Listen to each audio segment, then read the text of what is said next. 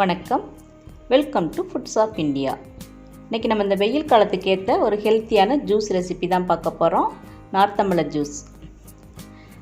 கிராமத்துலலாம் இந்த நார்த்தம்பழம் அதிகமாகவே கிடைக்கும். எங்கள் அம்மா அடிக்கடி வெயில் காலம்னாவே இந்த நார்த்தம்பழ ஜூஸ் தான் எங்களுக்கு ரெடி பண்ணி கொடுப்பாங்க. வாங்க இந்த நார்த்தம்பழ ஜூஸ் எப்படி ரெடி பண்ணலாம் அப்படிங்கிறத இப்போ நம்ம பார்க்கலாம். இந்த ஜூஸ் ரெடி பண்ணுறதுக்கு இன்றைக்கி நான் 2 நார்த்தம்பழம் எடுத்திருக்கேன். நீங்கள் பழமாகவும் எடுத்துக்கலாம் அல்லது நார்த்தங்காயாகவும் எடுத்து ஜூஸ் போட்டுக்கலாம். முதல்ல பழத்தை வச்சு நம்ம எப்படி ஜூஸ் ரெடி பண்ணலாம் அப்படிங்கிறத பார்க்கலாம். பழத்தை நல்லா இந்த மாதிரி கைனால் உருட்டி தேய்ச்சோம்னா பழம் நல்லா கனிஞ்சு வந்துடும். அதுக்கப்புறம் இந்த மாதிரி நம்ம 2ஆக கட் பண்ணி எடுத்துக்கலாம். நார்த்தம்பழத்தோட தோல் கொஞ்சம் கடினமாக இருக்கும். நம்ம கைனால் பிழிஞ்சு எடுக்கலாம். அது பிழிய முடியலை அப்படின்னா நீங்கள் இந்த மாதிரி கூட பிழிஞ்சு எடுத்துக்கலாம்.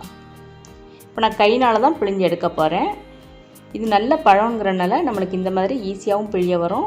அதே நேரத்தில் நம்ம நல்லா உருட்டி தேய்ச்சதுனால சாரும் நம்மளுக்கு அதிக அளவில் கிடைக்கும். இப்போ இந்த மாதிரி நம்ம 2 பழத்தையும் நல்லா பிழிஞ்சு எடுத்துக்கலாம். 2 பழத்தையும் நல்லா பிழிஞ்சதுக்கப்புறம் எனக்கு சாறு இந்தளவு கிடச்சிருக்கு. இப்போ இதுக்கு தேவையான அளவு நம்ம தண்ணி ஊற்றிக்கலாம். இது எலுமிச்சம்பழம் அளவுக்கு புளிப்பாலாம் இருக்காது. பழங்கிறனால கொஞ்சம் இனிப்பாகவே இருக்கும். அதனால் தண்ணி பார்த்து நம்ம ஊற்றிக்கணும். நான் ஒரு 3 கப் அளவுக்கு தண்ணி ஊற்றியிருக்கேன். இப்போ இதுக்கு ஒரு சிட்டிகை அளவு நம்ம உப்பு போட்டுக்கலாம். இந்த நார்த்தம்பழ ஜூஸுக்கு நம்ம சீனி சேர்க்குறத விட நாட்டு சக்கரை சேர்த்தோம்னா இந்த ஜூஸ் ரொம்ப டேஸ்ட்டாக இருக்கும். அதுபோக நாட்டு சக்கரை ஹெல்த்தியும் கூட. நாட்டு சக்கரை நல்லா கரைகிற மாதிரி இதை மிக்ஸ் பண்ணி விட்டுக்கலாம். இந்த வெயில் காலத்தில் நார்த்தம்பழம் அதிகமாகவே கிடைக்கும். கிடைச்சதுன்னா நம்ம மிஸ் பண்ணாமல் வாங்கி இந்த மாதிரி ஜூஸ் போட்டு அடிக்கடி எடுத்துக்கலாம். அதுபோக இந்த நார்த்தம்பழத்தை வச்சு நம்ம ஊறுகாய் ரெடி பண்ணலாம். ஊறுகாய் நம்ம 1 வருஷம் 2 வருஷம் வரைக்கும் கூட கெடாமல் வச்சுக்கலாம். ஊறுகாய் எப்படி ரெடி பண்ணுறதுங்கிறத நம்ம அடுத்த வீடியோவில் பார்க்கலாம். இந்த நார்த்த இலையை வச்சு நம்ம இட்லி பொடி ரெடி பண்ணலாம். இதனோட இலை நல்ல வாசமாக இருக்கும். இப்போ நம்ம நார்த்தம்பழ ஜூஸை இந்த மாதிரி வடிகட்டி எடுத்துடலாம். பித்தத்தினால ஏற்படுற வாந்தி, தலைவலி, மயக்கம் எல்லாமே இந்த நார்த்தம்பழம் எடுத்துக்கிட்டோம்னா சரியாயிரும். அதே மாதிரி கர்ப்பிணி பெண்கள்லாம் மசக்கையாக இருக்கும்போது வாந்தி வர்ற மாதிரி ஃபீலிங் இருக்கும். இதை எடுத்துக்கிட்டாங்கன்னா அந்த வாந்தி வராமல் தடுக்கலாம். இப்போ நார்த்தங்காயை வச்சு எப்படி ஜூஸ் ரெடி பண்ணலாம் அப்படிங்கிறத நம்ம பார்க்கலாம். நம்ம சாத்துக்குடி, ஆரஞ்செல்லாம் எப்படி தோல் உரிப்போமோ அந்த மாதிரி இதை தோல் உரித்து எடுத்துக்கலாம். நார்த்தம்பழத்தை நம்ம பிழிஞ்சு எடுத்த மாதிரி ஈஸியாக பிழிய வரும்னா நீங்கள் அந்த மெத்தடே சூஸ் பண்ணிக்கலாம்.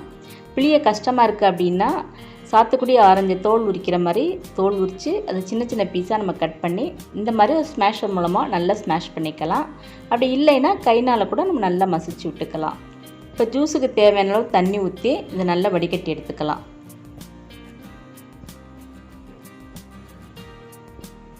வடிகட்டினதுக்கப்புறம் அதே மாதிரி தான் ஒரு சிட்டிகை உப்பு போட்டுக்கலாம். தேவையான அளவு நாட்டு சக்கரை போட்டு நல்லா மிக்ஸ் பண்ணிக்கலாம். இந்த 2 மெத்தடில் எந்த மெத்தட் நம்மளுக்கு ஈஸியாக இருக்கோ அந்த மெத்தடில் நம்ம ஜூஸ் ரெடி பண்ணிக்கலாம். இப்போ நம்மளோட ஹெல்த்தியான நார்த்தம்பழ ஜூஸ் ரெடியாக இருக்குது. பொதுவாக நம்ம செயற்கை பானங்களை தவிர்த்து இந்த மாதிரியான இயற்கை பானங்களை நம்மளும் எடுத்துக்கிட்டு நம்ம குழந்தைங்களுக்கு கொடுத்தோம்னா நம்ம ஆரோக்கியமாக இருக்கலாம். நீங்களும் இந்த ஹெல்த்தியான நார்த்தம்பழ ஜூஸ் ட்ரை பண்ணி பாருங்கள். இந்த வீடியோ உங்களுக்கு பிடிச்சிருந்தேன்னா லைக் பண்ணுங்கள், ஷேர் பண்ணுங்கள். மறக்காமல் ஃபுட்ஸ் ஆஃப் இந்தியா சேனலை சப்ஸ்கிரைப் பண்ணுங்கள். Thanks for watching.